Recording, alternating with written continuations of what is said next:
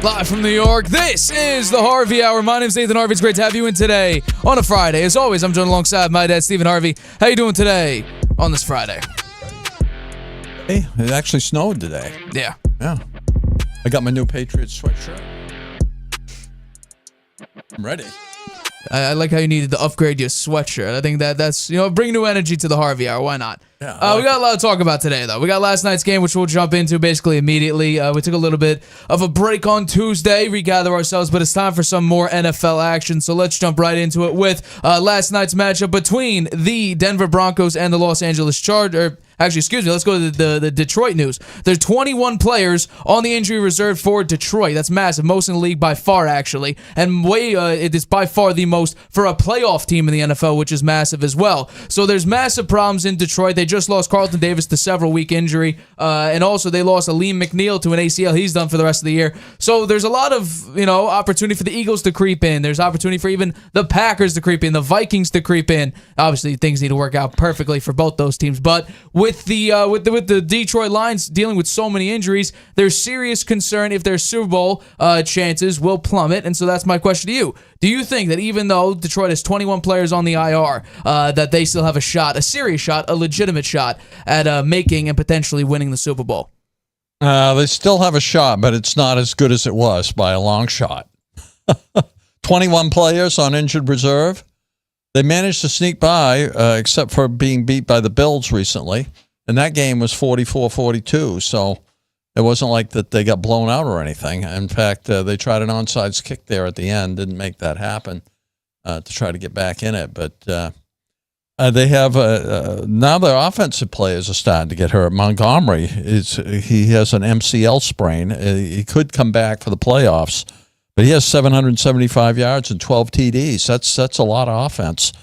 To lose him, they've been surviving on offense, really, keeping the other team's offense off the field by controlling the time, and Dan gambling on fourth downs successfully that has helped them win some games. I don't know. Their luck may be running out here, Nate. I'm concerned. I think their schedule is good for them this week. They play the Bears, so they should be able to get by the Bears, but whether they wind up, I'd be surprised if they wind up with a 1 seed now. I think they could lose one more game before the end of the season. The Eagles look like they're on a roll. Their schedule's pretty easy the rest of the way. So I'm worried about the Lions. They'll make the playoffs for sure, but how deep they can go, I think they're going to be playing very tough competition when you get in the playoffs. I don't see him making it to the Super Bowl unless they can bring back some of these hurt players. I've been a Lions sort of. You've been all in, weeks, yeah. All in with the Lions. I thought they were the best team when the Chiefs were still undefeated, and I think the Lions were. I think what. It wasn't. It was very. I think it was week 8 when I did my going into week 9. I did my top 10 teams list, and I put them in number 1. And people had an issue with that because at the time the Chiefs were still undefeated. But that for me, the reason and how I made that list was simply eye test. When you throw 5 interceptions and then somehow still come out on top, that just proves you're the best team in the NFL. You could play very poorly and still end up winning games. That's resilience. That's perseverance. That's the number 1 team in the NFL. And going against the Buffalo Bills, you could see that the injuries were kind of costing them in a lot of places. When you give up over 40 points, when your defense has been relatively dominant the entire season, that's an issue. And your offense, in order for the Detroit Lions to keep winning, because their schedule, yes, they do play the Chicago Bears, who they barely beat because Matt Eberflus and Caleb Williams couldn't communicate effectively in that late game situation, which ultimately ended up in the Lions somehow surviving 23-20 on Thanksgiving, which that was the game where Matt Eberflus got fired at the end of it. But you're going to need to play perfectly. And after the Chicago Bears, you're at 49ers, and then versus the Vikings, who also you barely beat last time. You had to win on a game-winning field goal in order to move past them early in the season. It was week 7 when that happened. So, and this was my Super Bowl team. I did pick the Detroit Lions to win the Super Bowl. I picked the matchup Lions, Bengals. Now, obviously, the Bengals are probably not going to make it. They're teetering on getting eliminated from the playoffs very shortly, but with this loss to the Chargers, which we'll talk about later on in the show, there's an opportunity actually for the Bengals to somehow creep into the playoffs. But when it comes to the Detroit Lions, I'm seriously concerned because you're playing backups to the backups to the backups to the backups to the backups at this point, at least in the quarterback position. You're down your top 5 cornerbacks. That's a massive issue for a team that passing defense-wise has been very close to the bottom, if not the worst, for several years now. That's my concern. Also, you're losing pass rushers as well. So on top of that, not only can you not defend the pass, which you had a very difficult time doing against Buffalo, you put up 400 and you allowed 473 passing yards last week against the Buffalo Bills. You also, and this is the crazy part, you allowed 362 yards against the Buffalo Bills. If you keep giving up a bunch of yards and time of possession, this is the way to beat the Chiefs. This is how at least the Buffalo Bills were able to beat the Chiefs. This is how a lot of the teams got at least close to beating the Chiefs. Time of possession. If you're able to move the ball effectively and efficiently, then you can keep the ball out of Mahomes' hands. And we've seen it so many times, countless times, where if you give Mahomes a minute and a half, 2 minutes, you score with 4 minutes remaining. There's nobody that's saying or truly believes Mahomes isn't going to put up some form of points. Field goal, touchdown, whatever. So if you could control the clock, and with the injury to David Montgomery, who he has an MCL, or it's not season-ending, but he'll miss a couple games, obviously. He may be back if they make a deep playoff run, which at this point doesn't seem very likely. You might have him back. But these losses, they're creeping up on them very quickly.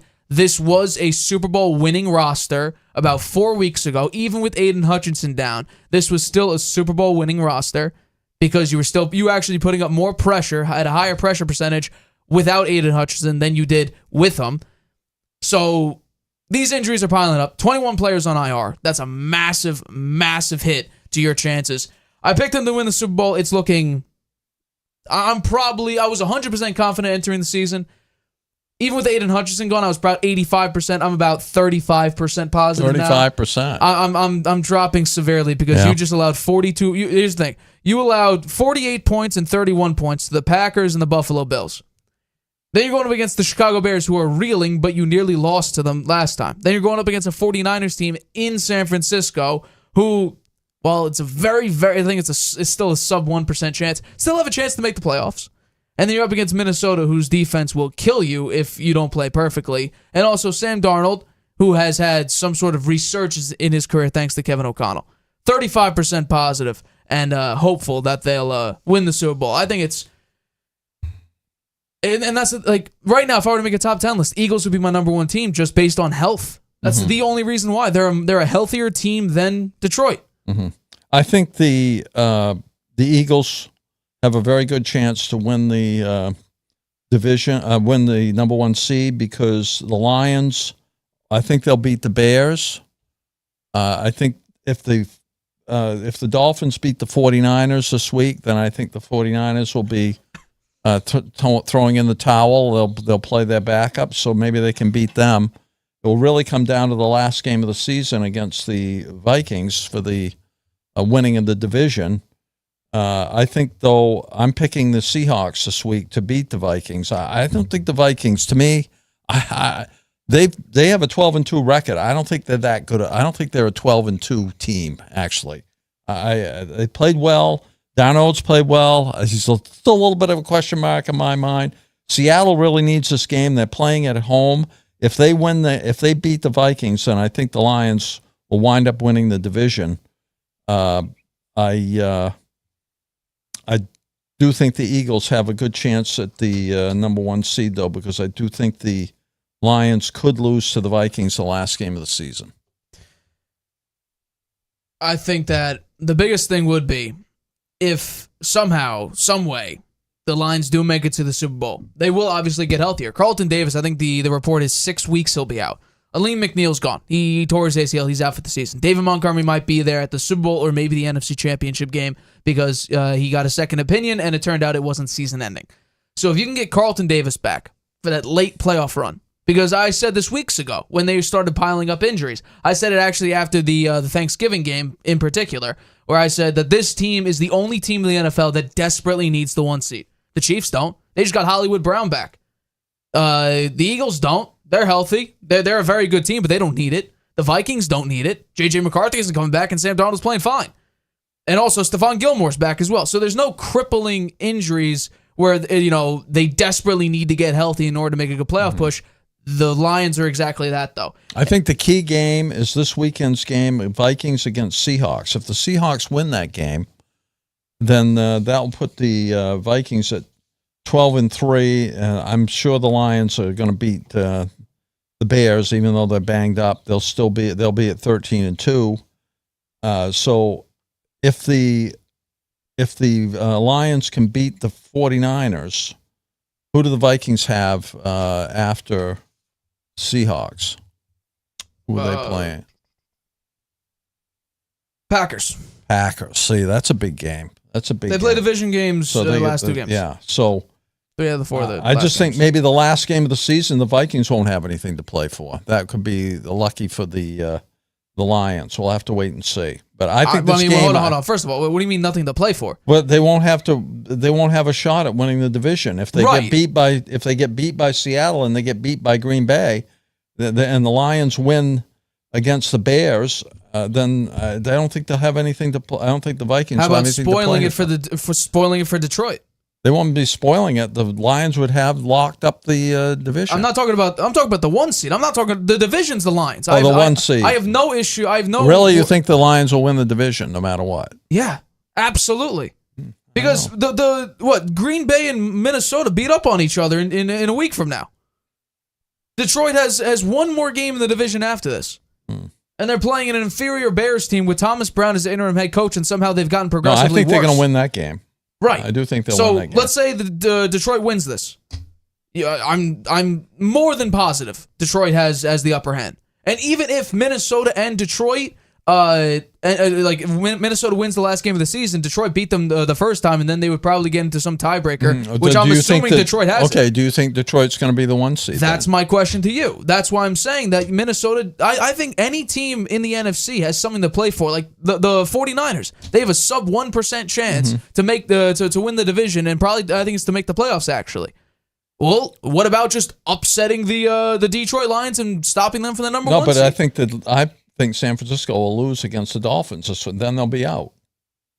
Okay, but I'm not worried about the division. I'm not worried about playoffs. I'm worried about the Lions losing the 1 seed. No, but you're saying the Lions, the way you've got it laid out, the Lions will probably win out. No, I don't. I think who are they going to lose to then? Who are they going to lose to? Any one of these teams, just because of injury. They nearly lost to the Chicago Bears when they actually had players healthy. You think the Eagles will be the 1 seed? I think there's a serious shot at the Eagles. That's what I'm saying. I do think that's true. One of these teams, whether it be the Bears, 49ers, Vikings, Packers, whoever, they have an opportunity to stop the Lions from the number 1 seed. And my argument is that the Lions are the only team in the NFL who needs the 1 seed. They need the week off because they got nobody left over. They're going on their 6th and 7th string players. They're picking players up from the street. Jamal Adams was doing nothing because nobody wanted him. And now he has to play. Quan Alexander, he's getting passed around the league, and he ends up in Detroit. They're picking people off from free agency. They're picking players off from their couches to play for them. And I think Aaron Glenn's going to try his very best to put something together, but it's incredibly difficult when you don't have that kind of, cohesive unit that you had when you were at least relatively healthy. Well, I think the picture will be a lot clearer after this week. I don't think so, because guess what? Who says, based on the way the season's gone, Detroit doesn't lose 5 more players? This time it could be on offense because the defensive guys are basically just a turnstile of random dudes. Well, the Eagles have a big game this weekend. If Brian Branch goes down, I'm dropping it to 0. Brian Branch right now is the only player, that is the soul of this defense. He's been the entire season. He's been one of the best defenders, at least safety-wise, in the NFL. If he goes down, then I'm dropping him to 0. There's no shot because Jared Goff would need to play absolutely perfectly. And he essentially did that against Buffalo, and they lost by 6. Because their defense couldn't stop Josh Allen a single time.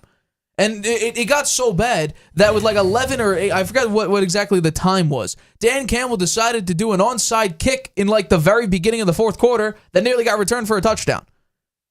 And there was still, I think they were down by 10 points or something like that. They wanted to try to steal a possession because their defense couldn't stop anything. And Dan Campbell saying, we're going to go out there, let's see the exact quote. We still have really good players here on defense that we have and that we have good coaches and that we could play any way we need to play from that standpoint. Well, no, because you had to kick an onside kick at like a third way through the fourth quarter just to try to steal a possession. Yeah, you have good players on offense. Defense, it's a turnstile of random dudes. So sometimes you got to lie. Dan Campbell lied. Because no, they don't have great players on defense besides one here, one there. It's not... I'm feeling less confident. Well, I continue to still believe the Lions have a shot, yes, but that hope is dwindling because it is my Super Bowl pick.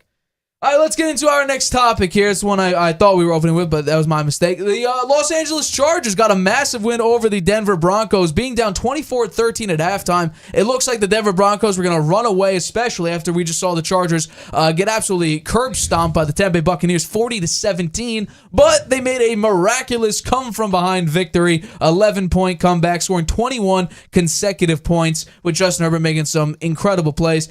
Denver Broncos, a lot of mistakes in this game, especially late and in that second half. But my question is, how impressive was this win for the Chargers, especially after their debacle against the Tampa Bay Buccaneers last week? Big win for the Chargers. They'd lost the last 3 out of 4. So this was really a big win for them. Coming back from 11-point deficit to win 34-27. Broncos scored on their first 3 drives. They looked like they were going to be unbeatable and unstoppable. Gus Edwards, in the comeback, scored his second touchdown. And in the fourth quarter, Herbert threw 2 TD passes. They flipped with the Broncos now. They're the 6th seed, and Denver's the 7th seed. I do think both of them are going to wind up in the playoffs, though, because the other teams are all 6 and 8 that are chasing them. And that's a lot to expect here in the last 3 games to go to come back and steal it away from the Broncos. So this is kind of how I predicted it was going to happen. I said the Chargers would finish strong. You look at the score, the score line. The Broncos starting out really hot there with 21 points in the first half.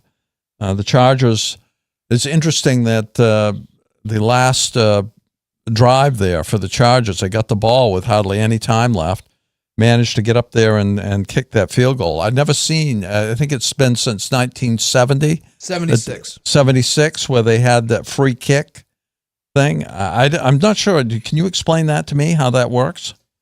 So essentially, if you fair catch a punt, you're able to do that. Wherever the punt was, wherever the punt was caught. Correct.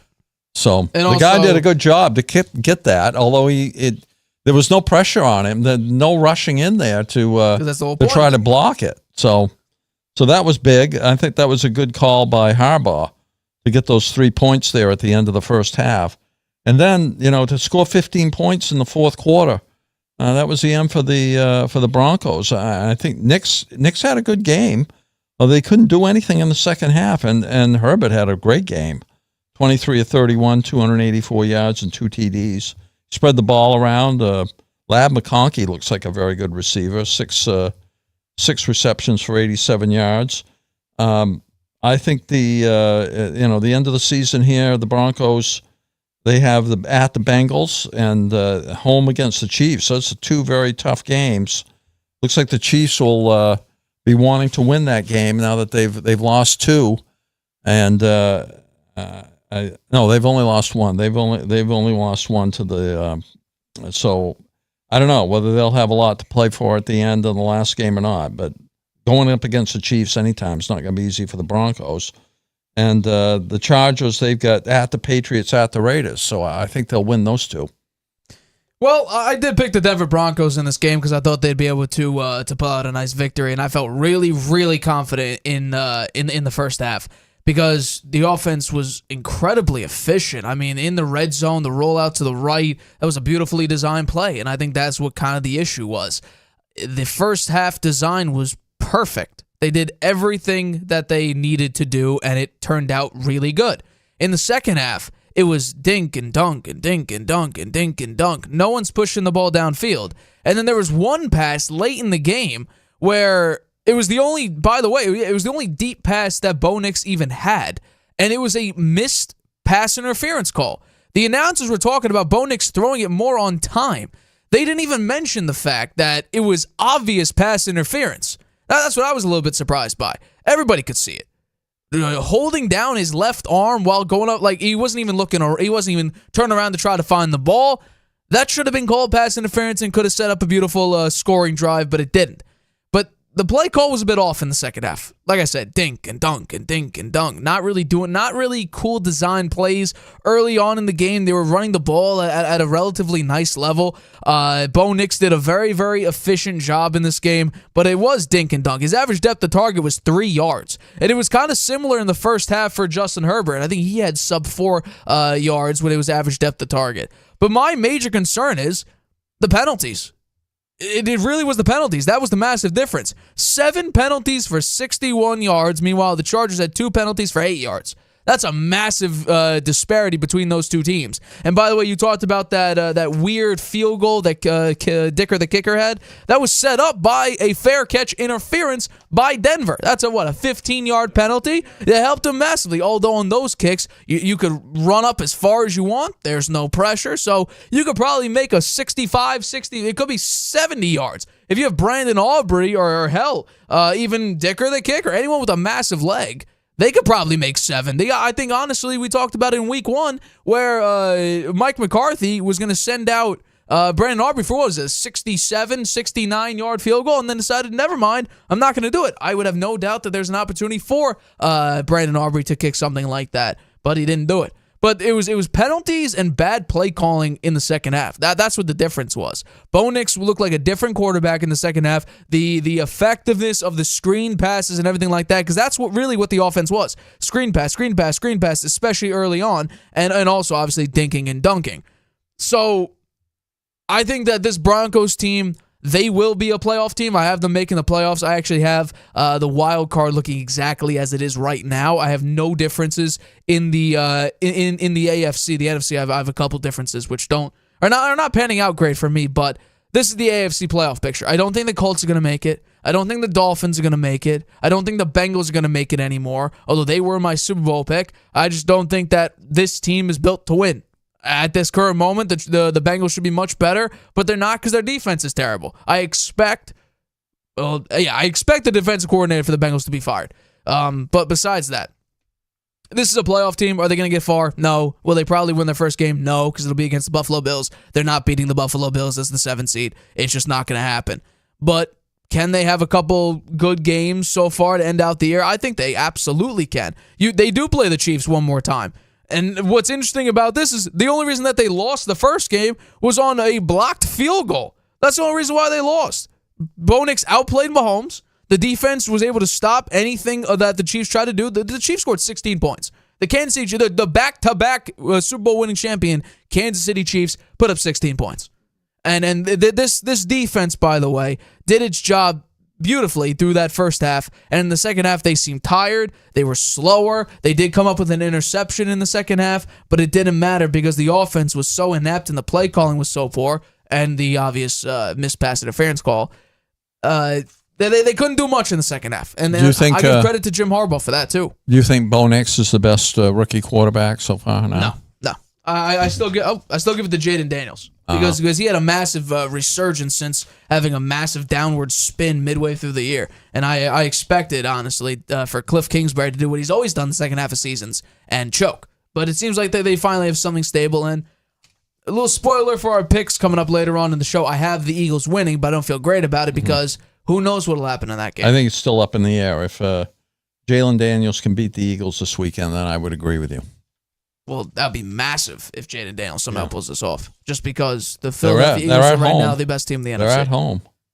It'll be very impressive. I'm going to watch that game. It's going to be a fascinating game to watch. But Justin Herbert made some crazy plays in this game. The rolling out to your left and then throw of, was it? I don't know how long it was, but it was a on the run to your left throw that looked like a throwaway that ended up being a touchdown pass. I don't know how many quarterbacks could do that. Probably not an incredible amount, but Justin Herbert's athleticism and his quarterback ability has always been high.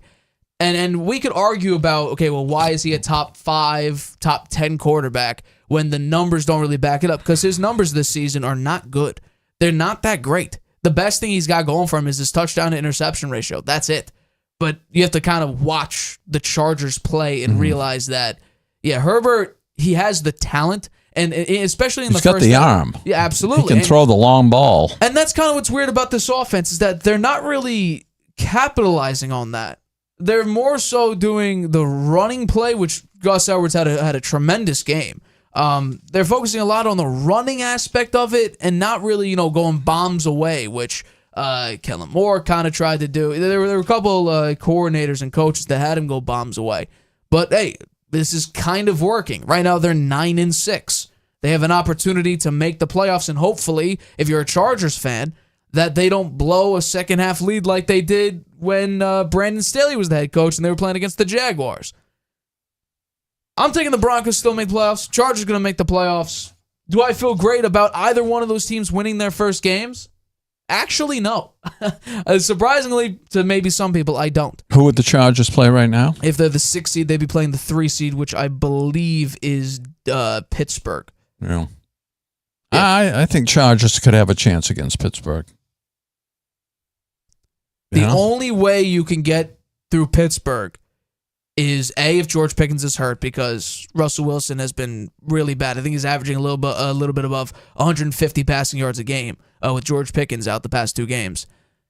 That's going to be your key. Make Russell Wilson Denver Broncos version Russell Wilson. So ineffective, not great, can't see the field properly, immobile in large part of the time, and late he's just not a good quarterback. That's the only way you're going to need to stop, because I think just defensively, can that offensive line stop TJ Watt and Herbig and all those defenders? I don't know. Hayward. I really have no idea. Because, yes, Joe Alt and Rashawn Slater have been very good this season. They had a couple injuries early in the year, but since getting healthy, they've been tremendous. How are you going to stop TJ Watt, who right now is the best pass rusher in the NFL? It's difficult to say. I would take a quick break, but coming up, this is interesting. Kirk Cousins got benched. He just signed a contract this offseason, and he's benched already for Michael Penix. We'll talk about that, as well as our Week 16 picks. The season's coming to a very abrupt end. I can't believe we're already at Week 16. We're going to make our picks and predictions for that for Week 16 right after this. Traveling can be a nightmare. Why? You can't watch your favorite shows abroad. You can't trust public Wi-Fi spots anymore. And when you return, roaming bills kill your vibe. Unless you get a NordVPN and Saley deal. NordVPN will increase your privacy online. And Saley, a global eSIM data app, will save you from those unexpected roaming charges. Grab the 2-year NordVPN deal with 76% off and get up to 20 gigabytes Saley eSIM data gift.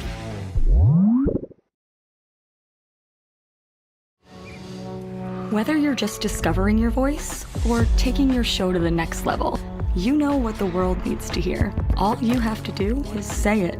With Spotify, set up your podcast. Your food podcast. Your mindfulness podcast. Your never thought you'd get this far podcast. And watch those sparks fly. I put a picture of the comment. Drop the episode anywhere people listen. And find out who they're cooking with. Where they're finding inner balance. And why they love your show. You're already a creator. Now you can create, connect, and get paid for your passion with one single free tool. Spotify for podcasters. Talk where the world listens.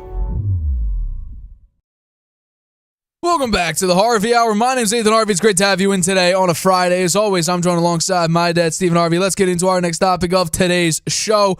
So, after signing a 4-year, $180 million contract this offseason and then drafting with the 8th overall pick in this past draft, Michael Penix, it looks like they're already making a transition. The Atlanta Falcons are from Kirk Cousins to Michael Penix Jr. after Kirk Cousins had a terrible outing the last 5 games. 1 touchdown. I think it was, 8 picks, something like that. 7 interceptions. It was bad. Very, very bad. He had a 4-game streak of no touchdowns and 2 picks per game. It was 1 touchdown, 9 picks. Let me get that accurate. The last 5 games, 1 touchdown, 9 picks. He had a 4-game streak of no touchdowns and 2 picks per game. It was abysmal to watch. Kirk Cousins, even from the get-go, Week 1 against Pittsburgh, seemed immobile. Football seemed like it was dying. And here we come to now, the 8th overall pick of this past year's draft. Michael Penix is now going to be starting for the Atlanta Falcons. His first matchup, fortunately, I would say, is against the New York Giants, and they are currently 8.5-point favorites in this game. So my question to you is, do you think it was smart for the Falcons to bench Kirk Cousins at this point and then sub in rookie quarterback Michael Penix? I think it's a huge mistake. Okay, the Falcons are 7-7. They still got a good shot for the playoffs.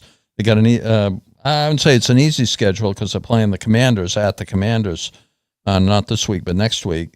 And then they end the season against the Panthers, which they should be able to win that game. Looks like they can beat the Giants. I think that having Cousins in there against the Giants could be a confidence builder for him. He has played poorly. They did win last week, right? They did win last week. He had a TD pass in that game.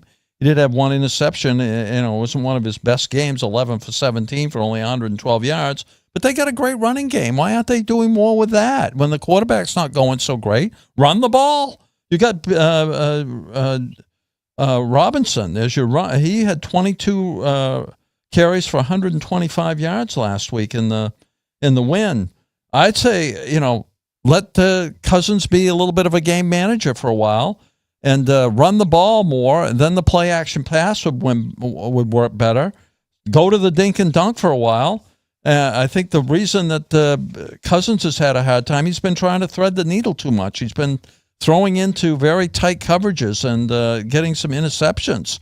But against the first team in the division, the Bucs, he had 785 yards in the 2 games, 8 TDs, and 1 interception. So the guy can play football. He says, I didn't forget how to play quarterback. He's been a real professional about this. He's gone along with it, but I think it's a huge mistake by Raheem Morris to do this right now. Just think, if Penix, they should beat the Giants. They could have Tim Boyle in at quarterback there, and they probably could beat the Giants. I think that would be a good game to get the running game going with Cousins out there, and try the dink and dunk to try to be more of a little bit of a game manager until he finds his stride again, because he's a professional. He's been in the league a long time. He's had a lot of success, and he says, I did not forget how to play quarterback. I agree with that, and I think that if Penix winds up beating the Giants, which I think he will, let's say they beat the somehow. I don't think they can beat the Commanders with Penix playing quarterback. Maybe they can beat the Panthers. If somehow the Buccaneers stumble here, which I don't think they will, I predicted they'd wind up winning out and taking this division. But if somehow they didn't, what's Penix going to be like in the playoffs? Right? The guy has hardly taken a snap so far this year. I just think it's a huge mistake. I think it could hurt Penix too. I think this could hurt his confidence if he winds up laying an egg here, and really he's down the road is what they have a plan for him. I just think it's a bad mistake. I'm actually on the opposite side of this. I'm not surprised. Even though I had faith in Kirk Cousins actually being successful because they had Drake London, Kyle Pitts, Bijan Robinson last year. They had the number 4 offensive line. Their defense is okay on paper. They added Justin Simmons and they had Jesse Bates and everything like that. They added Matt Judon in this, they traded him for the Patriots.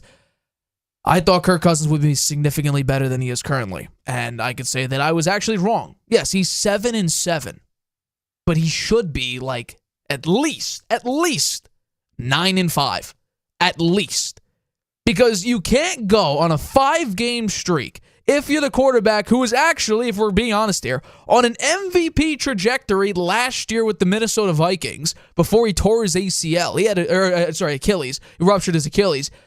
He was on an MVP level. That's why you brought him in. That's why you paid him the $100 million guaranteed and the 4 years, $180 million. That's why you brought him in. And what you didn't expect for him to do is have no arm strength, have no, real confidence, I would say, in his Achilles, especially early on. He is immobile. When he gets out of the pocket, he can't do anything. And in the past 5 games, 1 touchdown, 9 picks, a 63.8 passer rating, and 62.6% completion percentage. That's not what they're paying for. Michael Penix has a better arm. He's more athletic. He's more mobile. He could do more. They've been trying the dink and the dunk just because Kirk Cousins has no arm strength. There were several opportunities, and there have been several moments where Kirk Cousins throws it outside. By the way, he can't even throw it outside, but when he does, the ball dies 5 yards before they even get to the receiver. That's what Kirk Cousins is now. Now, I don't know if there's a way next year potentially, because I think that already, they're going to have to bite the bullet on Kirk Cousins. They're going to trade him probably because I do not see Kirk Cousins stepping in at number 18 for the Atlanta Falcons anytime the rest of the season unless Penix absolutely craps the bed, which I don't think there's really an opportunity for him to do that because the Falcons' schedule isn't even that difficult the rest of the year, truthfully, because they play the Giants, the Commanders, and the Panthers. The Commanders are the only team that actually has a shot at beating them. And I think it's a pretty decent shot because their defense, again, is still pretty poor. But the Giants are going to beat the crap out of, and yeah, we could say that Bryce Young had a resurgence. I'm not. They just lost to the Dallas Cowboys as favorites for the first time in 2 years, and they lost by, I think, 13 points? Something like that. It was a 30-17, if I got that right. I could be wrong. I'm not looking at it right now. But they just lost to the Cowboys. That was the easiest pick, by the way, of the week. I don't know why I didn't put it in my Harvey hot hand. But Penix should have a relatively easy time because they're playing the Giants, who are tied for the worst record in the NFL. Then they go up against the Commanders, who that is a challenge. And then they go up against the Carolina Panthers, who have one of the worst records in the NFL. So Penix should be fine. But to have 18 touchdowns and 16 interceptions, that's bad. That's not what you got paid $100 million guaranteed to do. I think another mistake they're making here is in the front office. If they think that they're going to part ways with Kirk Cousins, his trade value has gone down to nothing. Right? Who's going to give anything for him? They're going to have to take back tons of his salary. Not really. You know, I think they will. Really. I think they'll have to take back tons of his salary. And if they let him play out, he might resurrect himself here. And they might actually get into the playoffs. I think they have a better chance of winning a playoff game, of being competitive in the playoff game with him at quarterback than Penix, who hasn't played at all. I just don't. I think this is a bad mistake. I don't see it as a bad mistake because what are you going to do? You just had a 5-game spurt. Who, yes, your team, I want to make sure I'm completely accurate with this. Your team in the past 5 games has won 1 game. And you won. You beat the Raiders. They won last week in spite of Kirk Cousins. You're benching him when he won the game because you won in spite. He's also 7-7. He put him in a position. Yards. He put him in a position to make the playoffs this year. He's held the early games of the year. He had some fantastic games there. We watched some of them. 2 games Raheem against the Denver Morris Buccaneers. Was kissing him on the sidelines. 2 games against the Buccaneers. Yeah. That's it. And they're 7-7. They still have a shot at the playoffs. They're benching him. I think that's a mistake. The past 5 games, you have won 1 singular game. Yeah. And in that time frame, because it is that bad, Kirk Cousins has thrown 4 interceptions in one of those games.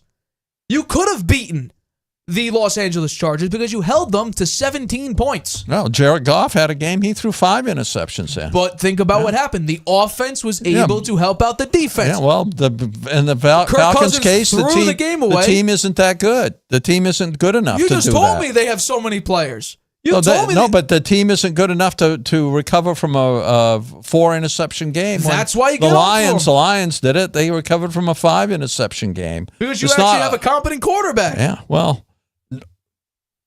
He threw 5 interceptions in that game. He was not competent in that game. Okay. They didn't give up on him. They didn't give up on him, and he's still in there. Of course not, because right now they have, 12-2, something like that? Yeah. Well, I just think that, you have a great running game. Go to some of the other. De-emphasize the pass a little bit. But the defense is supposed to be good. Keep the other offense on, keep the other offense 12. Off the field. I think there's other things you could do rather than benching the guy you gave $180 million contract to. You got to. I would have stuck with him through the rest of the season. And Penix, he hasn't played. What if he goes out? What if he goes out and throws 4 interceptions against the Giants? That is highly unlikely because the Giants just got their 2nd interception of the season. Okay, I think. But what happens if that happens? What would you do then? What are you going to do if Penix goes out and he's terrible? Well, then you hang your head in shame and say we're just a bad team. But both quarterbacks are. Would you put Cousins back in then? I think there's an opportunity. Yeah, I might. Yeah, well. I think that's a shot. It's not out of the realm of possibility. You put back in Kirk Cousins, but to take him out because he just had a terrible streak of turnovers and no touchdowns. I think the Falcons have one of the worst front offices in the NFL. They had a chance to get Bill Belichick, and they blew it. Well, that's a Bill Belichick That would problem. there'd be a different scenario now with all those players that they have right? And Bill Belichick is their coach. The defense would have played a lot better than it's played so far. Davis Mills might be the starter of that team. The offense would be whatever it was. They would be running the ball more. That's what Bill Belichick would do. He'd run the ball and let the defense dictate the score more. Their defense isn't good, though. It's bottom 12.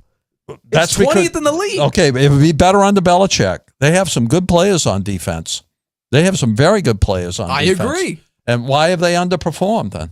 Because Kirk Cousins can't stop turning the ball over. No, that's not the defense. You said why are they? Why aren't the defense more successful? Why is the defense better? That's underperformed. It's bad scheme because they kept bad scheme.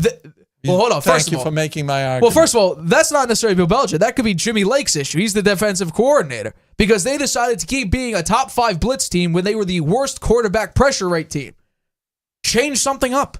Drop more players back into coverage because your passing defense is 24th in the league. Okay, well, but first of all, hold on. I want to make this point again because we talked about it last Tuesday when you kept talking about how this Patriots team might be better if Belichick was still the head coach, or for instance, any other team for that matter. The defense was the number 7 defense for the Patriots last year, but the offense I think was the worst, second or third worst, and the record was 4-13. Defense does not win in this league anymore. But the Falcons have a much better offense than the Patriots. That I agree with. They have a lot more players. The running game could be much better. The running game for the Falcons with one of the best running backs in the league. You haven't heard boo about him this year, Robinson. Where the hell is he? What's happened? They should have been emphasizing him more. I kind of agree with that. Why didn't they emphasize Robinson more? He's one of the best backs in the league.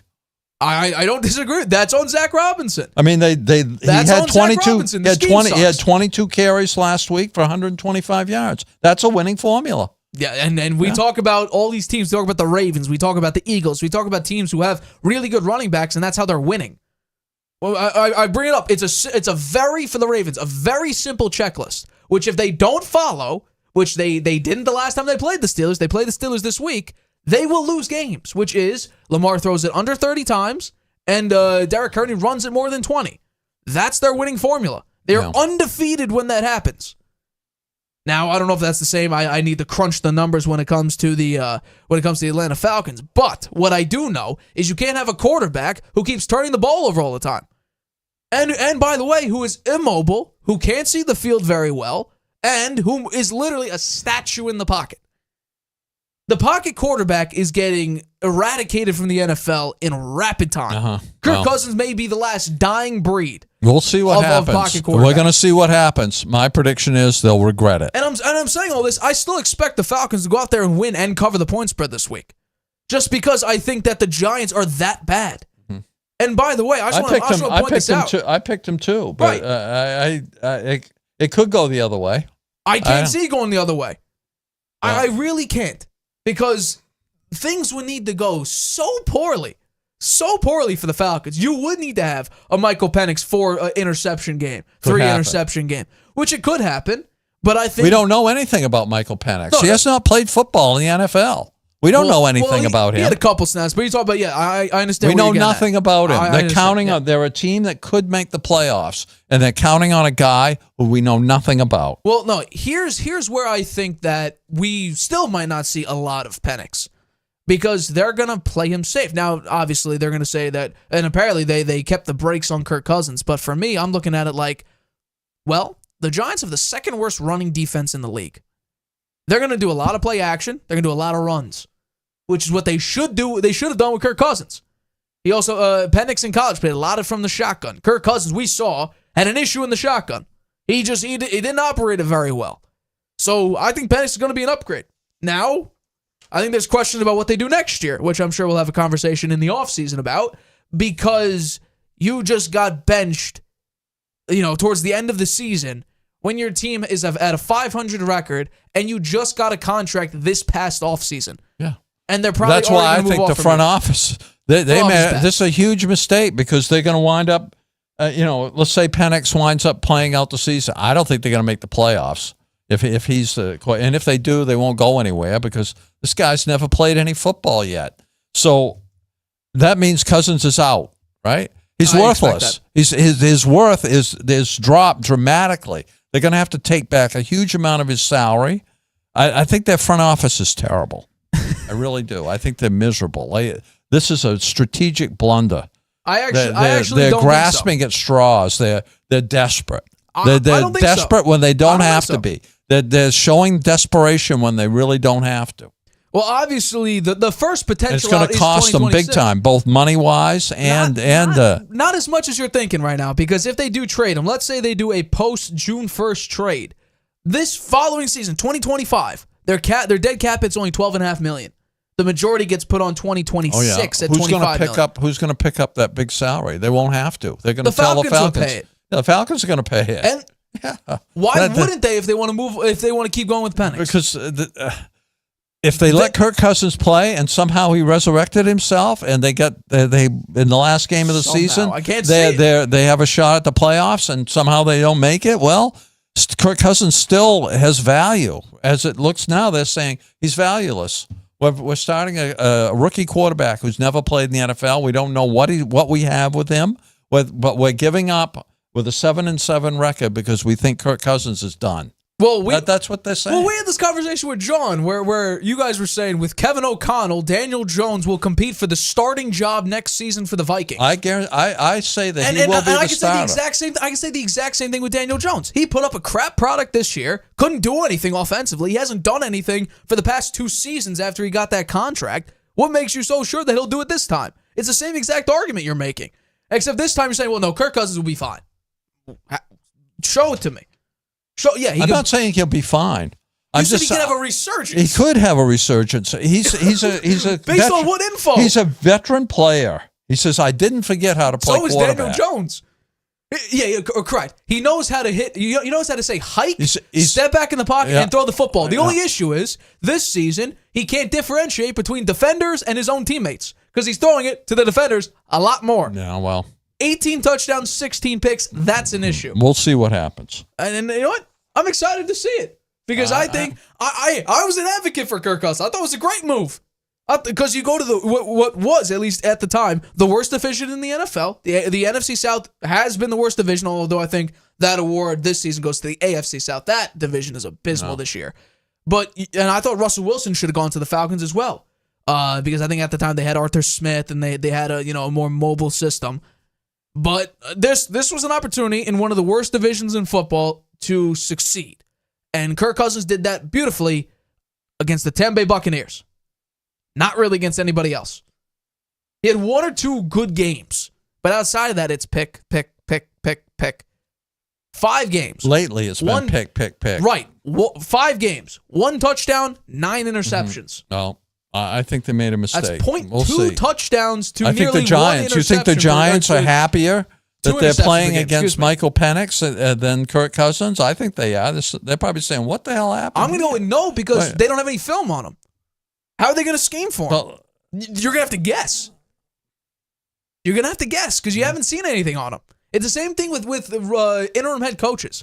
How many times have we seen interim head coaches their first game pull out a crazy victory? Yeah. I think we've seen it twice this season. Yeah, the Saints. The Saints was one, and that was a crazy victory. I picked against them, and I didn't feel good about it because of the fact. The Bears haven't been able to do that.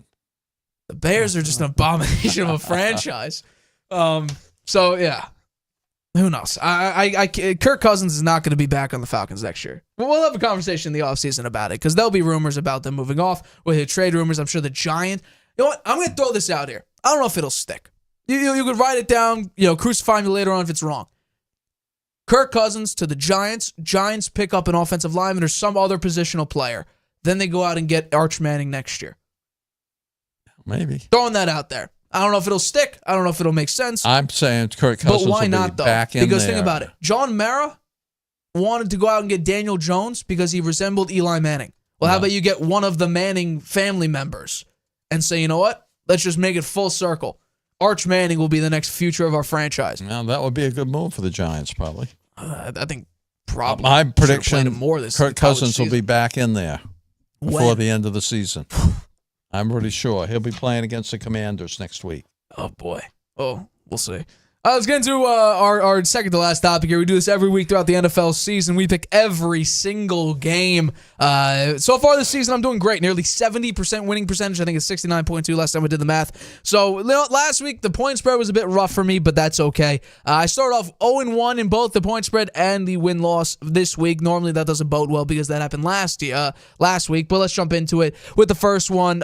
Saturday game. So it's the Texans at the Chiefs. That starts off our Saturday. The Chiefs are 3.5-point favorites. It used to be, I think, 10.5.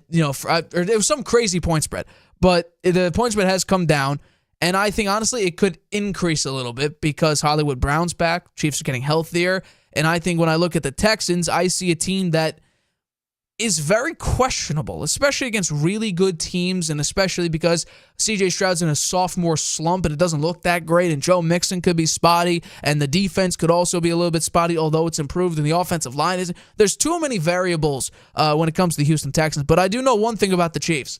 They just find a way to win. Somehow, some way, luck, not luck, skill, whatever you want to call it, I don't really care. They were able to have a massive victory last week over the Cleveland Browns when I had the Browns actually covering because the Chiefs have been terrible against covering the spread. They lost the previous 7 against the spread before last week. But for this one, I'm taking them full and through. I don't think the Texans will keep it a field goal game. I think it'll be late, minute-and-a-half drive, down by whatever the point spread is. And it could be a tie game, and the Chiefs go in and score a game-winning touchdown in heroic fashion. I don't really care how it does it, but I do believe that the Chiefs will win and cover the point spread, the -3-point spread. Next one is the Pittsburgh Steelers at the Baltimore Ravens. Again, Vegas, I don't understand it. The last time I complained about you was the Seahawks at the Cardinals. We just saw the Seahawks beat up on the Cardinals the first time. Then you make the Cardinals favorites again, and that's a big no-no, and the Seahawks ended up proving me right again by beating the Cardinals a second time. In this case, you're giving the Baltimore Ravens, who have been terrible the last 10 games against the Pittsburgh Steelers, a 6.5-point favorite point spread. No. This is a division game. Lamar Jackson is 2-5 straight up against the Pittsburgh Steelers. There were no indication, minus George Pickens being hurt, that the Baltimore Ravens could win and cover. I do have them winning this game because I think the loss of George Pickens is massive for the offensive side. But to say that a division rival game and a heated division rivalry matchup against two relatively good teams, very good teams. The Steelers have a very, very good defense, and the Ravens have a very good offense. That this is going to be somehow a touchdown victory for the Baltimore Ravens? I don't think so. Give me the Ravens. The Ravens could win, so congratulations to the Baltimore Ravens, but I have the Pittsburgh Steelers covering. Next was the Patriots at the Buffalo Bills. I got the Patriots covering, and the Bills end up winning this game. I think the Bills are obviously the better team. Patriots are 3-11 right now. They're a pitiful team, but it's the scraps of what Bill Belichick left. Alex Van Pelt's play calling has been pretty bad, and Gerard Mayo's job at least is currently safe for this year, although next year, I don't think so. The Patriots have a repeat performance or even close to it. I think Gerard Mayo, there's going to be a lot of rumblings, maybe Jonathan Kraft, maybe Robert Kraft to say, get Gerard Mayo out there. It was our fault. So I think, though, in the Patriots with this game, though, the Buffalo Bills defense has been shockingly poor. They're averaging 43 points per game allowed the past 2 games, and their defense, though, has been terrible. Jared Goff nearly threw for 500 yards last week. So I'm saying that the Patriots can keep it close. It's a double. It's more than 2 touchdowns that they're favored by. They need to win by 15 or more to cover this. I say it could be a 2-touchdown game. Give me the Patriots to lose the game, but cover a 14.5-point spread, and I take the Bills to win this game. Next one is the Giants at the Falcons. We just sort of briefly covered this one. Michael Penix's first start of his NFL career will be against the New York Giants, who are terrible on the road, terrible at home. They're a terrible team currently. Now, I think that Michael Penix will go out there, and I think that with an offense that runs play action, that should be able to run the deep ball better than it currently has. And Michael Penix has a better arm. He's more mobile. He's more athletic. All of it. He's just a better Kirk Cousins right now. I'd say that Michael Penix goes out there and kind of shines against a very bad Giants team. And hell, even if Penix doesn't shine and has an average game, the Giants have the second worst running defense in the NFL. So Bijan Robinson could have a phenomenal game. Give me the Falcons. Give me the points. I'll swallow the 8.5 and have them cover. Next one is the Detroit Lions at the Chicago Bears. Give me the Detroit Lions to win, but the Bears to cover. The last time these teams played was on Thanksgiving. Matt Eberflus's last game as the head coach of the Chicago Bears, and it ended up being a weird late game, bad play call. I don't even understand what was going on there. It seemed like Caleb Williams drew up his own play. Matt Eberflus told him to hurry up, And then they had the crazy communication breakdown. It was just terrible. The ending was terrible. But it was a 3-point game when I believe the Lions were, 6.5-point favorites, just like they are now, maybe 5.5-point favorites. So who's saying that a Detroit Lions team that's more banged up than they currently were back at that time, and a Chicago Bears team that when they were, throughout this losing streak, playing relatively poorly, who's saying that at this point, when Caleb Williams is playing better, that they can't get within a touchdown? I don't understand. I understand. The Lions are a crazy better team. They're 12-2. They look like a better team. They still have better personnel, I think, on offense. I think the way that Jared Goff was playing, and I think Jahmyr Gibbs, still a phenomenal running back. That's the blessing that the Lions have. David Montgomery goes down with an MCL injury. You still got Jahmyr Gibbs, who is Sonic and Knuckles, the best running back duo in the NFL. You still have an option. It's not like if you lose a Saquon Barkley, you have Kenneth Gainwell, where the disparity between those two running backs is pretty big. So I'm saying Lions win. But the Bears, they have some weird divisional, mojo to them that'll keep this game close. Next was the Browns at the Bengals. I'll take the Bengals to win and cover this massive point spread here. The Bengals are still fighting for their playoff hope. And I think with the Denver Broncos losing this past week, their hope and their kind of push for the playoffs just increased, because if the Broncos keep losing, the Bengals could actually, if they win out, make a playoff appearance as the 7th seed, which the defense will stop them from doing that. I think the defense will be their downfall. But in this game, you have a quarterback who we don't know who's going to start. It could be Jameis, could be DTR. They benched Jameis for DTR the last week because Jameis Winston has an interception issue. We knew that with Tampa. We knew that in parts with New Orleans. And now we know that with Cleveland. There's one thing that is synonymous with Jameis Winston. It's picks, and which is kind of honestly worse, which is pick sixes. He has a massive issue with that. So I think that the Bengals defense will step up big here, although I think Jameis will be throwing it to him more than stepping up and making big plays to the Bengals defense. But I say that Jamar Chase, T. Higgins, Joe Burrow, that trio right there needs to stick together. Bengals need to open up their they got to open up their checkbook and start paying some of these players. They have a dominant performance against the Cleveland Browns. Give me. And by the way, the Browns just got eviscerated by a Chiefs team that can't put up points on offense, and their defense was kind of slipping the past couple weeks. They couldn't cover a 4.5-point spread against a team that doesn't cover the point spread. The Browns are just not a good team. Give me the Bengals, give me the points. Next one. I honestly don't feel good about this pick at all. I'm going to throw that out there immediately, but I'm going to pick them because this team is technically better. Anthony Richardson, I think the Colts should be in the market for a quarterback. That could be one of Kirk Cousins' destinations if the Falcons do get off him. But Alec Pierce is out for this game. Anthony Richardson's main deep ball target is Alec Pierce.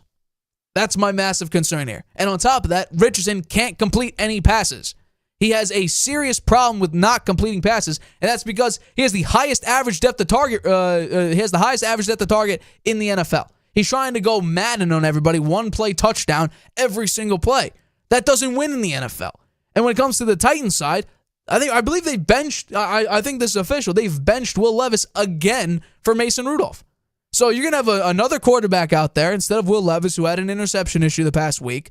You're gonna have Mason Rudolph out there, who plays all right. Doesn't play great, but he plays all right. But I am gonna take the Colts to win here because I just think that the Titans are a bad team. Richardson does have moments where he could play great, but overall can't complete passes. I think Jonathan Taylor steps up big here and helps out the Colts in a big time victory. Give me the Colts. Give me the points. Next one is the Rams at the Jets. For me, take the Rams here. The Jets, yes, they beat on Mac Jones. Although Mac Jones was 5-0 at the time, but they beat up on a Jaguars team that is one of the worst in the NFL, and Doug Peterson, I expect, to be fired by the end of the season.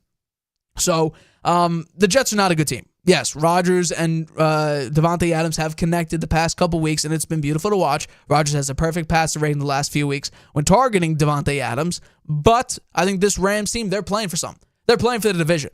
People counted them out when they were banged up, and Stafford wasn't playing great, and the offensive line was terrible, and the defense was banged up, and they had no offensive line, and Kupp and Puka Nacua were all on IR and banged up, but this team now healthier and healthy on offense.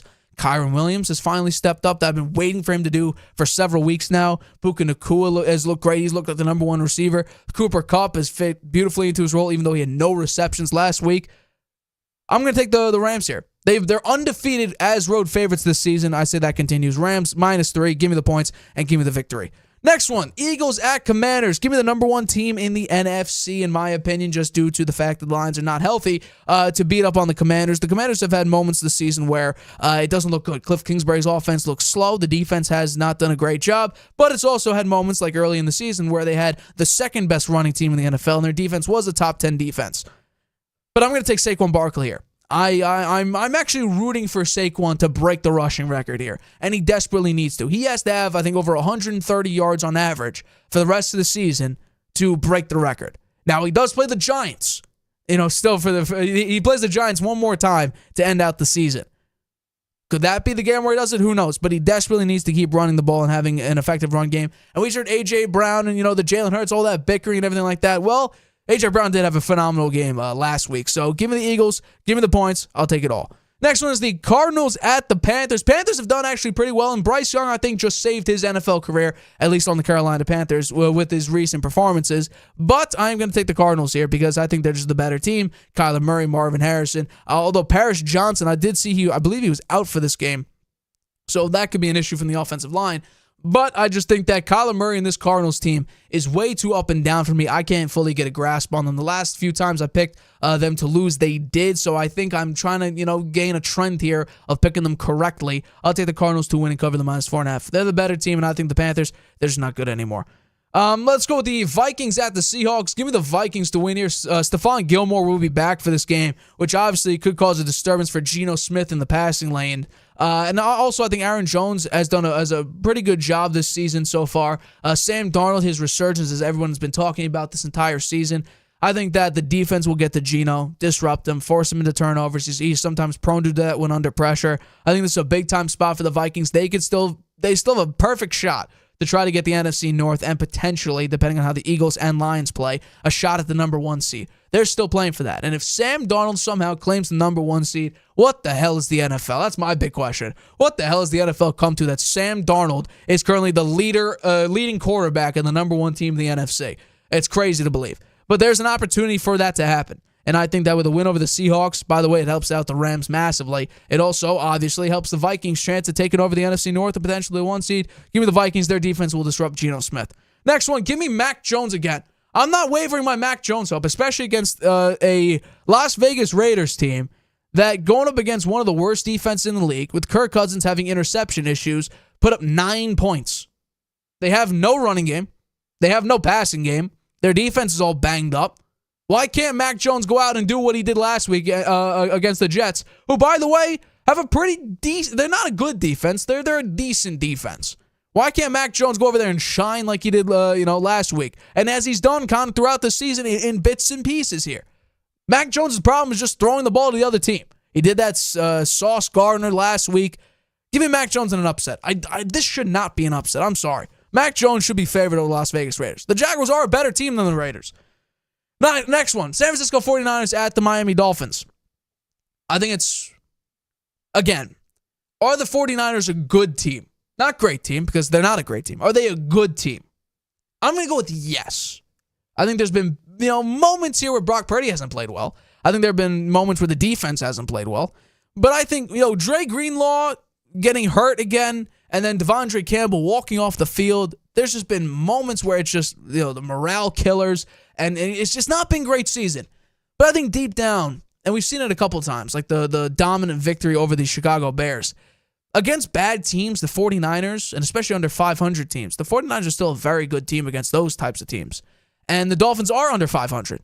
And I think that the 49ers are a good team, which generally means the Dolphins will lose. So give me the 49ers in an upset over the Miami Dolphins. I'll take it. I'll swallow the 1.5, and get the upset victory here. Next one is the Tampa Bay Buccaneers at the Dallas Cowboys. The Tampa Bay Buccaneers -3.5-point favorites at Dallas. Dallas got a very good victory over the Carolina Panthers last week as surprising underdogs. I don't understand that point spread personally, but the Tampa Bay Buccaneers just came off of a 40-17 victory against arguably a top 3 defense in the NFL, and Justin Herbert playing at his most efficient clip that we've ever seen him play, probably, and also Jim Harbaugh doing a great job coaching. And this probably is my favorite pick of the week. -3.5-point favorites. Give it to me all the way. I'm taking this. I have a lot of faith in Tampa and Baker Mayfield to come up big here. And finally, the New Orleans Saints, who are injury-riddled, have the backup to the backup quarterback playing. It's a whole mess. 3 quarterbacks playing the season. It's an issue. Packers minus 14.5 point favorites. I did not pick the Bills to cover minus 14.5, but I am picking the Packers to cover the minus 14.5 point favorites because I think that the offense will step up big time. They're also still fighting for a division title, which would probably mean if you do win out, and then the Vikings and the Lions lose out, you take over the number 1 spot in the NFC North, and on top of that, depending on how the Eagles do, you also have a shot at the number 1 seed in the NFC. And by the way, Jordan Love the past 5 weeks has been virtually unstoppable. 8 touchdowns, 1 pick. He's played out of his mind. And I saw something where if Toyota-thon is happening, that's like the Christmas season for Toyota, he plays incredibly well. Well, we're currently in Toyota-thon, so I expect Jordan Love to play well. And also the defense has been great, picking the ball off. Xavier McKinney has done a tremendous job. I'm sure the Giants also would love to have him back, but they don't. So give me the Packers minus 14.5 point favorites at home. Give me them to to have a dominant victory over the New Orleans Saints, who Alvin Kamara, he's doubtful for this game. Go on there. I think Spencer Rattler starting, so the backup quarterback, and he got benched a couple games ago already for the backup to the backup quarterback who didn't also play very well. So the Saints are a complete mess. Cap hell, all of it. We've been through this before. Give me the Packers minus 14.5 point favorites. I'll take them to win. And those are my week 16 picks. Okay, well, interesting picks there, Nate. I will point out that I beat you last week. Barely. One game. You beat me on the point spread, though. That's my Achilles heel. I'm only 111 wins and 113 losses on the point spread. Still hoping to get to at least 500 before the season's over.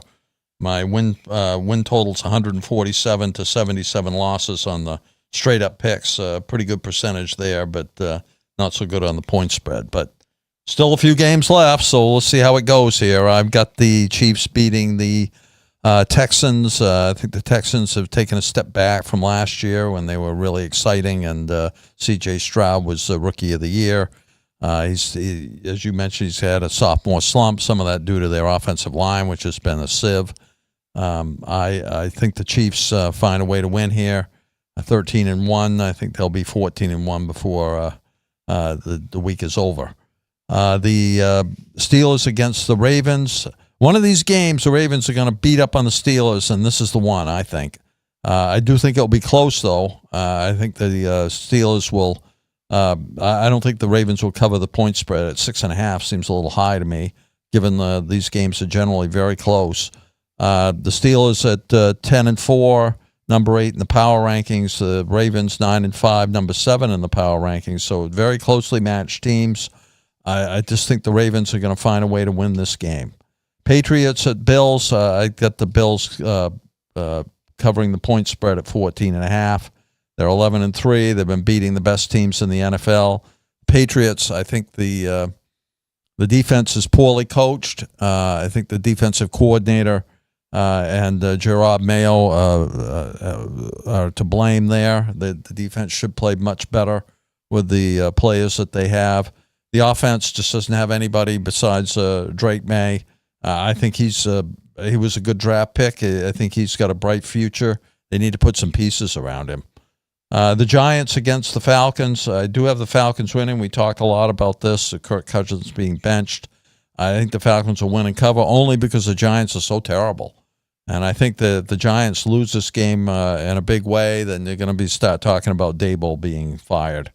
And maybe, if he loses out the rest of the season, I think he'll probably be gone.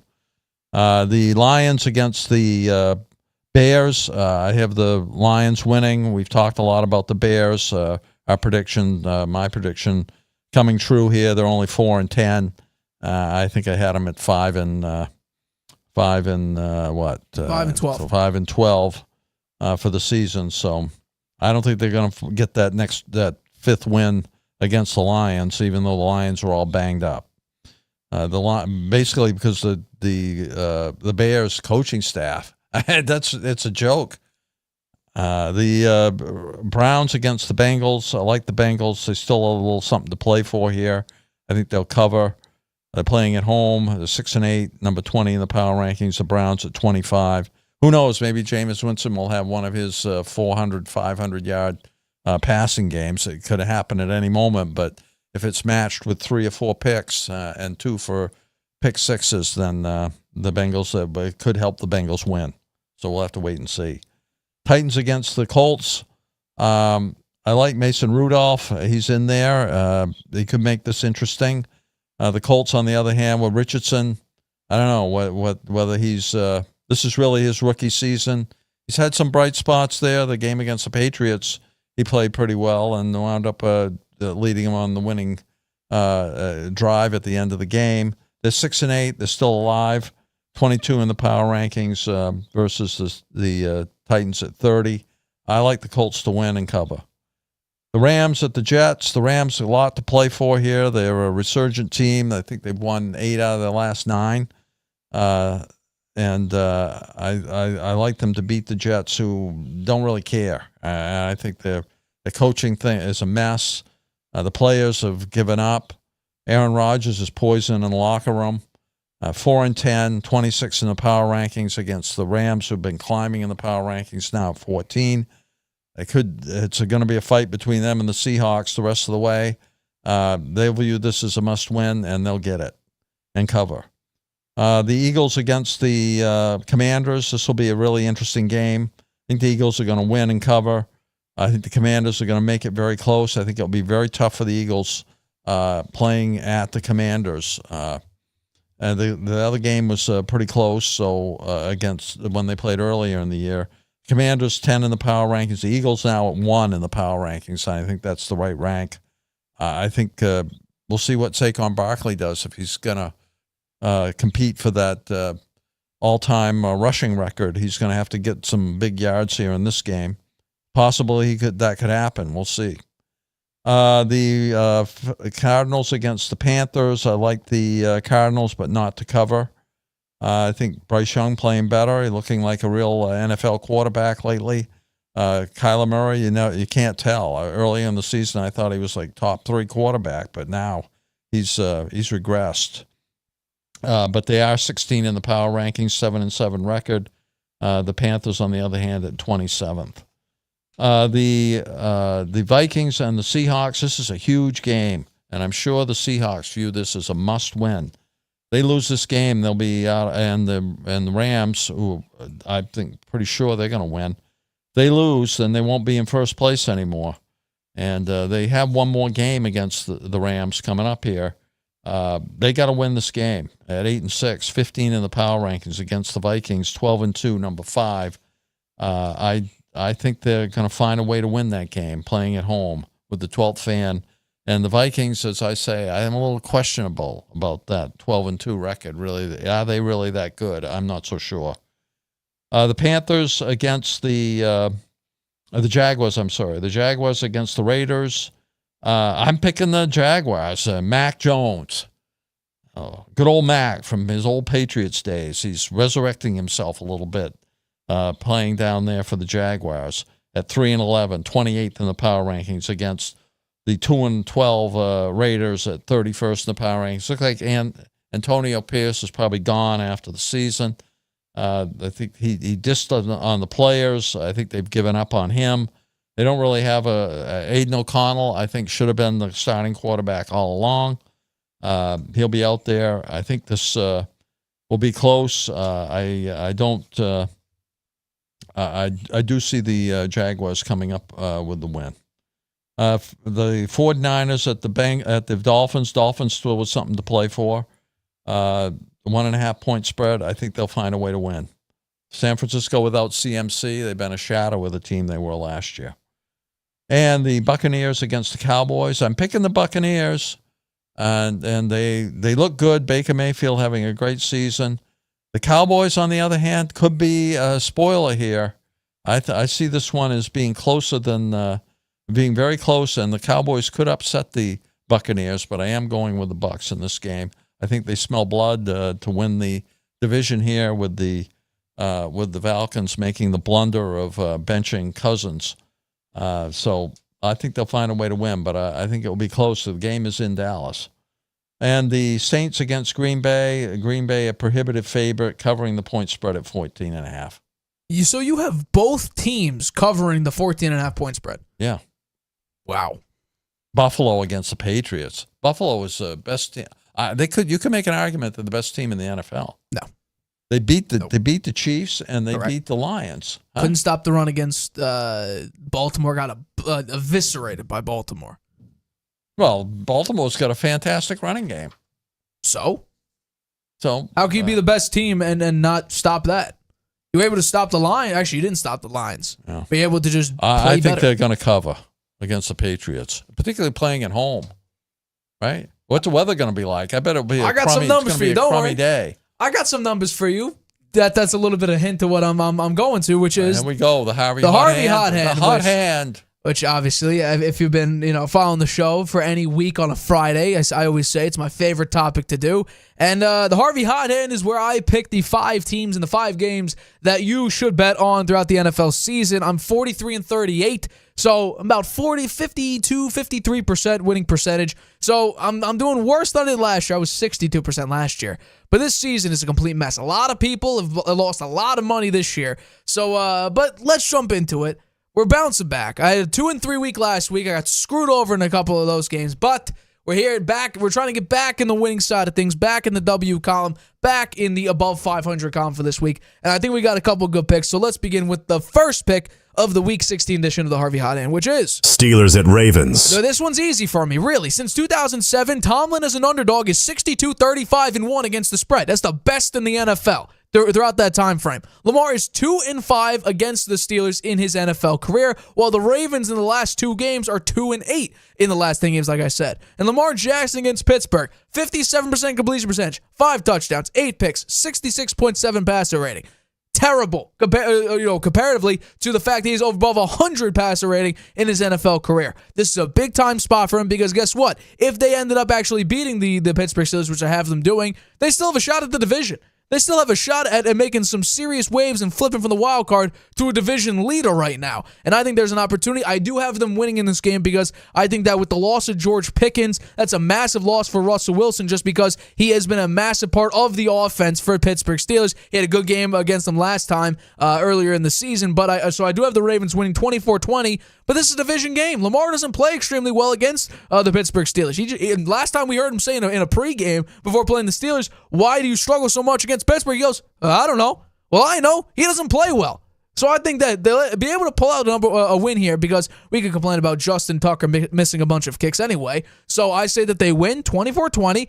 Division game. Give me the Steelers to cover the 6.5 point spread. Next one. Rams at Jets. So this one, I got the Rams have won 7 out of the last 9 games, while the Jets have lost 9 of the last 11. The Rams have been perfect as road favorites this season, and they're 7-7 against the spread overall this year. The Rams need this win to maintain their lead in the NFC West. Currently, they're tied with the Seahawks, but they have the upper hand because of win-loss, and also they're playing the Seahawks at the end of the year. So if they both win out, and that final game, it comes down to who's going to end up actually taking the division there.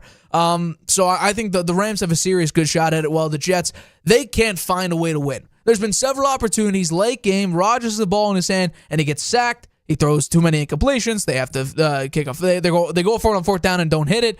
The Jets are just not a good team. And also now there's things coming out about Woody Johnson and how he didn't want to get some players because their Madden rating was too low or whatever the case may be. And his sons criticized players on the team. The Jets are a terrible franchise. And stuff coming out about this reported by The Athletic, it just seems to get worse and worse and worse.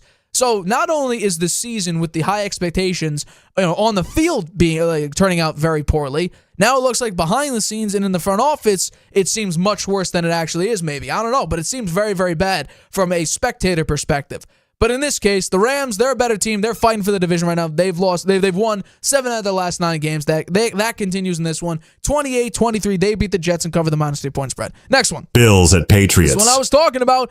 The Patriots will cover against the Buffalo Bills. It's a plus 14.5 point spread. And what's crazy is the last 2 games, Buffalo has averaged 43 points allowed, 489 total yards per game allowed. They averaged 1 takeaway out of the last 2. And before this, they averaged 2 takeaways per game in the last 12 games. Since 2020, so since Tom Brady left, the Bills have never covered a minus 14 or above point spread at home against the Patriots. Last time I checked, minus 14.5. They need 15 points in order to cover this point spread, which they haven't done, and that's with Cam Newton, and that's with Mac Jones, and that's with Bailey Zappi, and that's with whoever else they want to bring out there. If Joe Milton was out there, I'm sure he would also be able to cover. I don't know. But in this case, history says they won't cover this big point spread. I'll take history. And also, the problem for the Patriots is not quarterback. It's not even really defense. Although, again, I'll keep reiterating this until things change. Marcus Jones, he's a quick guy, gadget guy. He could be great on offense as a cool little gadget guy. But defensively, he's 5'8" and gets bodied and pushed out of the way. He can't go one-on-one with some of the top-tier receivers. He can't do a lot. I remember against Cincinnati a couple of years ago, he got bodied by T. Higgins and Tyler Boyd. Like, do not put him in coverage solo because he'll just get mossed all the damn time. But in this case, the only issue for the Patriots is bad play calling and nobody to throw it to. Again, for like the 4th or 5th consecutive year. Whoever's the quarterback of the Patriots has essentially nobody to throw it to. Drake May's doing all he can, and actually, surprisingly, he's done surprisingly well in the last 4 games. Now, the turnovers are an issue. He has 4 interceptions in the last 4 games, but 5 touchdowns. He averages 236 yards per game. His completion percentage is 73%, and his passer rating is 93. Against a Buffalo defense that keeps giving up points and yards, well, guess what? Give me the Patriots to cover. Bills win 30-20, but the Patriots do cover a minus 14.5 point spread. Next one. Buccaneers at Cowboys. Give me the Buccaneers to win and cover this game. After losing 4 straight, Tampa Bay turned around and have won the past 4 games. Tampa Bay just shocked a bunch of people last week, I think. The Chargers were 3-point favorites at home, but instead, let's flip it around and say, Tampa, you're going to beat them by 23 points, 40-17, which is utterly ridiculous for a defense that's not great. It's good, but not great. And Tampa Bay, and especially Baker Mayfield, who kept turning the ball over. But it just seems like Tampa Bay had everything go right for them, and they ended up upsetting and beating the Los Angeles Chargers. The key in this game for me, though, will be turnovers or takeaways.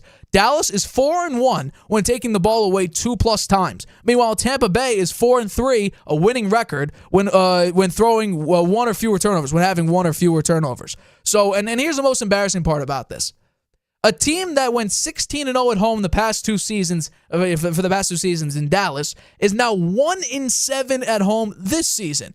And Tampa Bay, surprisingly, I assume surprisingly to a lot of people, Tampa Bay's 5-2 on the road.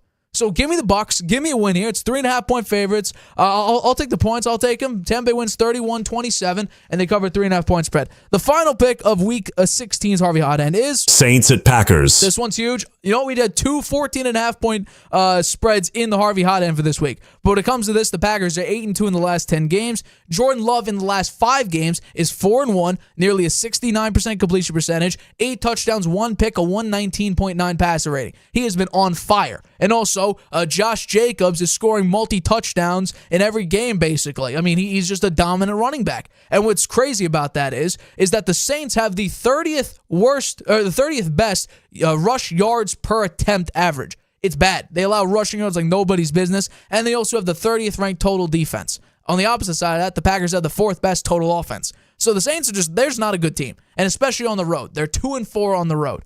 Jair Alexander for the Packers is finally coming back. He was a full participant for this week. The last time he played was October 27th against Jacksonville.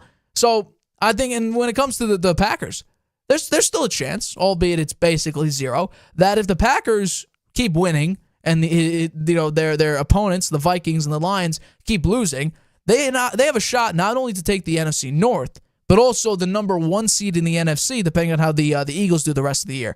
But there's a shot for at least the Packers to take control of the NFC North if they keep winning, and then the Vikings and the Lions keep losing. So they're playing for a lot. They're playing for a higher playoff seed potentially, depending obviously on how the other teams in their own division do.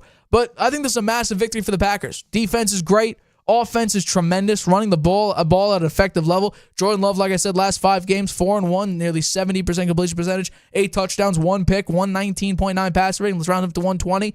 It seems eerily similar to his incredible performance in the second half of last year when he went 18 touchdowns, only 1 interception. Very similar, it seems. Give me the Packers. 34-17, cover a minus 14.5 point spread at home. And those are my 5 picks from my Harvey Hot End, brought to you by Dr. Squatch. $10 off orders of $30 or more for new customers. Link down below, or go to www.drsquatch.com/The Harvey Hour to get those amazing deals. And as always, I bring it over to you. You tell me which ones I should change. If you want my point spreads, there they are for you. So I'm curious. I think you got some good picks there. So the only one I thought maybe would be the Browns against the Bengals. Although those divisional games in that division generally are close, so maybe not. But Bengals have a lot to play for. The Browns have been playing terrible. So who would you switch Cincinnati out for? Let's see. Which one? I think maybe the Buccaneers, Cowboys. I think that one. Or the Steelers, Ravens. I think that one, not so. I picked the Ravens to win that one. Right, but it's not win-loss, so it's covered. I think the Dallas could upset the Bucs here. Playing at home, they still think they got something to play for. Whose standards? Were they 6-9, 6-6? They're 6-8. 6-8. Yeah, they aren't mathematically out of it yet. Correct. Well, neither are the. Here, let me look at the standings real quick. Neither are the 49ers. They're 6-8, but they're bottom of the division right now. Yeah, I think the Saints are also not mathematically eliminated. Yeah. They're 5-9. Who's the 7th seed in the NFC? That would be the Washington Commanders, 9-5. Yeah, I don't see the Cowboys. They would need to lose out, and the Cowboys would need to win out. Yeah, but even then, you also have Seattle and Arizona. Washington could lose this weekend. We got them losing, so I don't know. I think the Cowboys think they're still in it, and that's a must-win for them. And they're playing at home. I think it will be a close game. I think that one could be a tough one. But other than that, I think the Browns, the Bengals would be the only one I'd sub. Okay. Well, there you go. All right, now. I'm kind of springing this on you, but I am curious because I do want to get your take on this.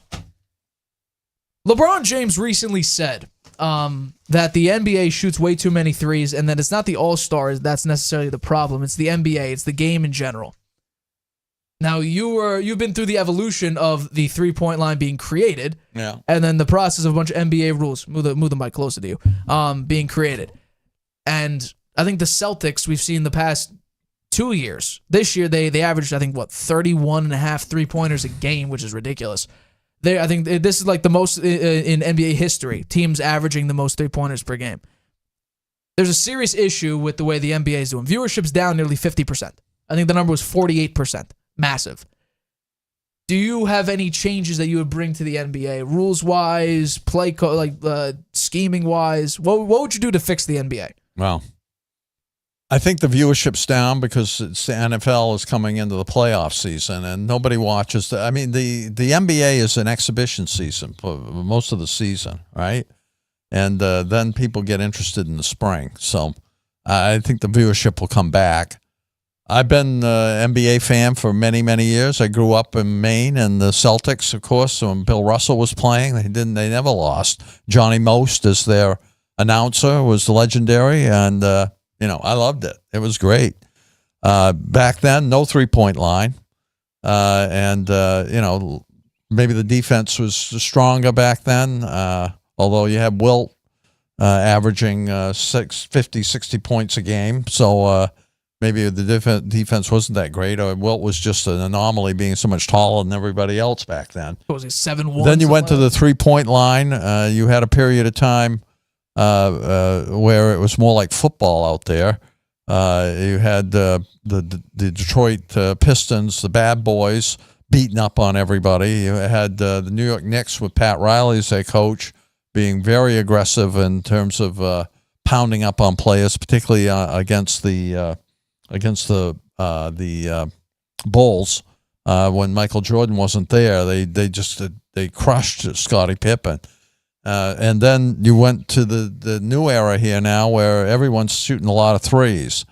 And I'm a Celtics fan. I like watching them hit those threes, but I do think I kind of agree with LeBron that they got to get back to a more physical game. Just dribble up and take a three-pointer. I think that is, it's a soft game, and I think people like to see it a little more aggressive and a little more body banging.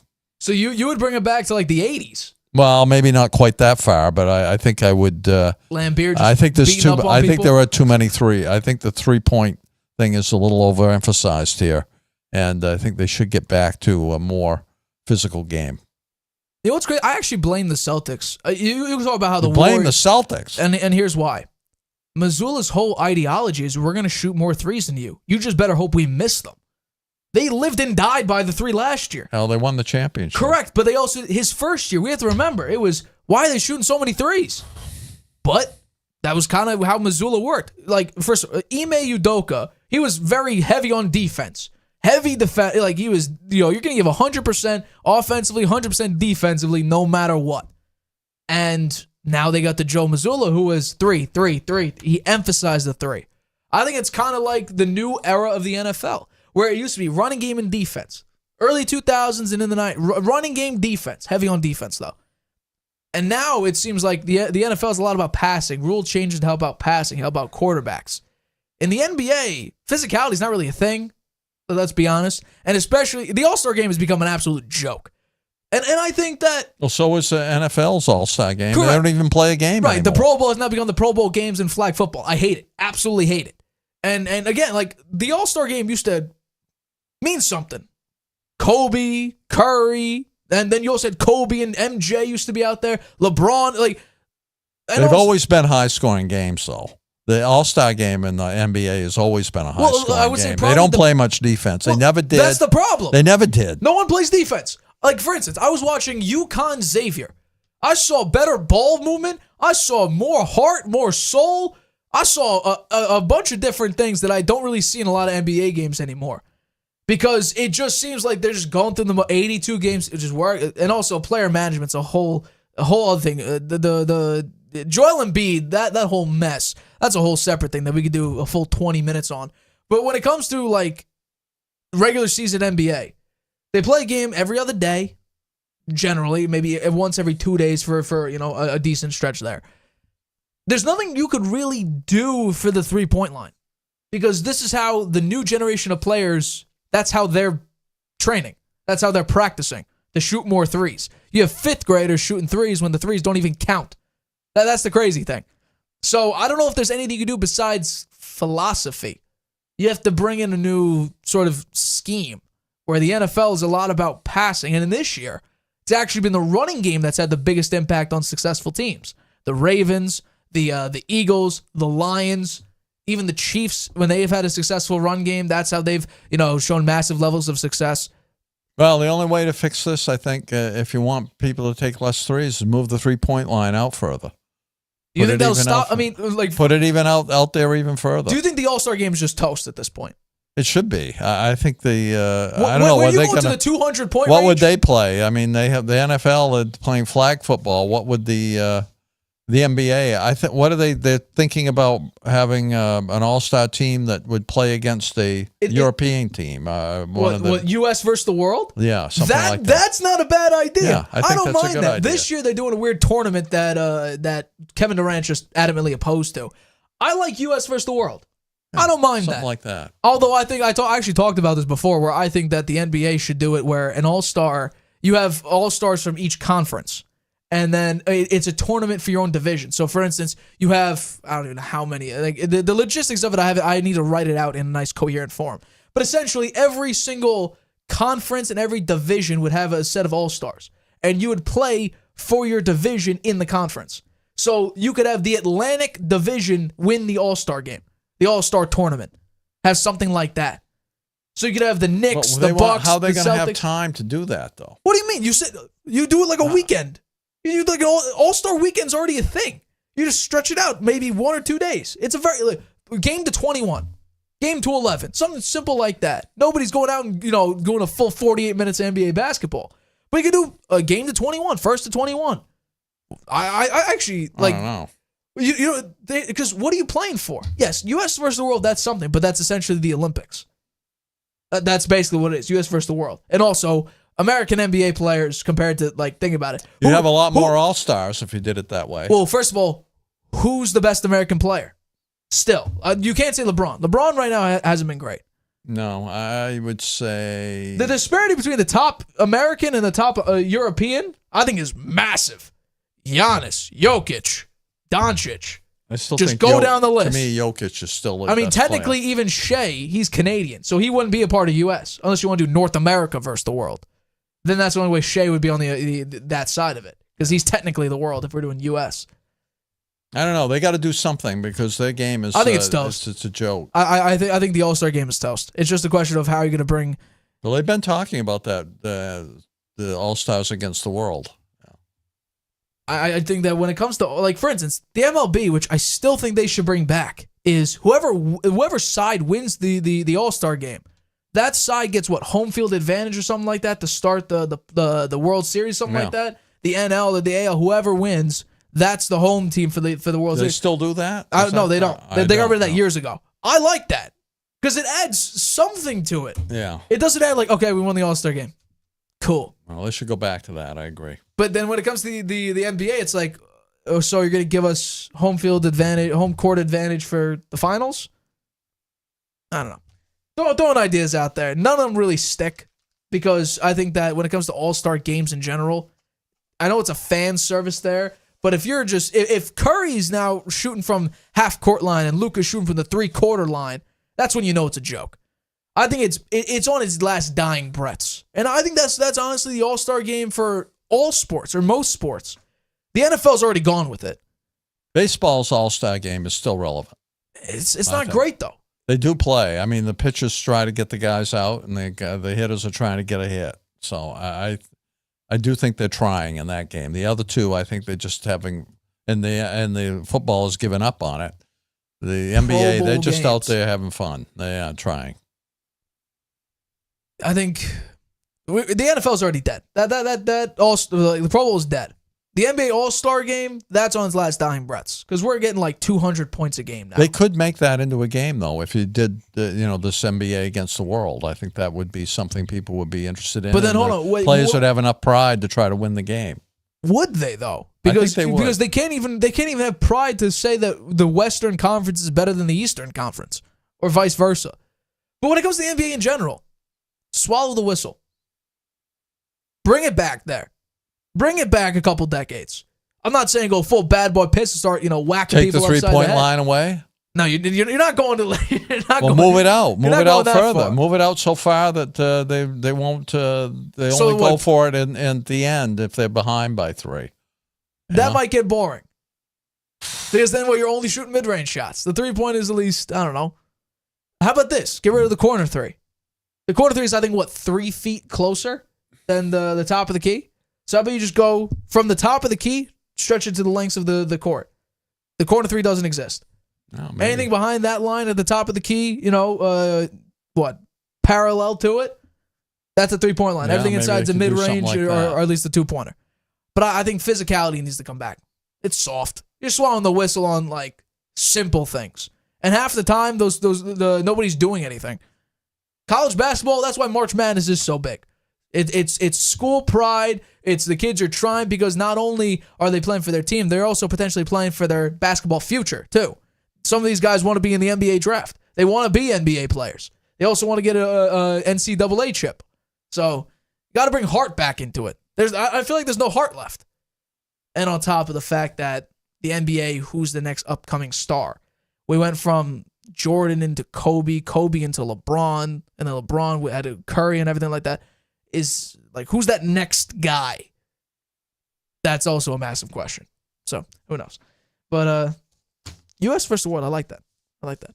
All right, that'll wrap up today's show. We appreciate the constant support as always. We'll be back Christmas Eve, December 24th, Tuesday. We'll be back. We're doing an early show, so probably about 12 or 1 o'clock. You'll see the video before it's out. Obviously, you'll see it in the waiting room. So please, we'll see you Christmas Eve, Tuesday, sometime in the early afternoon. We'll see you then to recap all of Week 16 right here live on YouTube. Good night, Grandpa. Traveling can be a nightmare. Why? You can't watch your favorite shows abroad. You can't trust public Wi-Fi spots anymore. And when you return, roaming bills kill your vibe. Unless you get a NordVPN and Saley deal. NordVPN will increase your privacy online. And Saley, a global eSIM data app, will save you from those unexpected roaming charges. Grab the 2-year NordVPN deal with 76% off and get up to 20 gigabytes Saley eSIM data gift.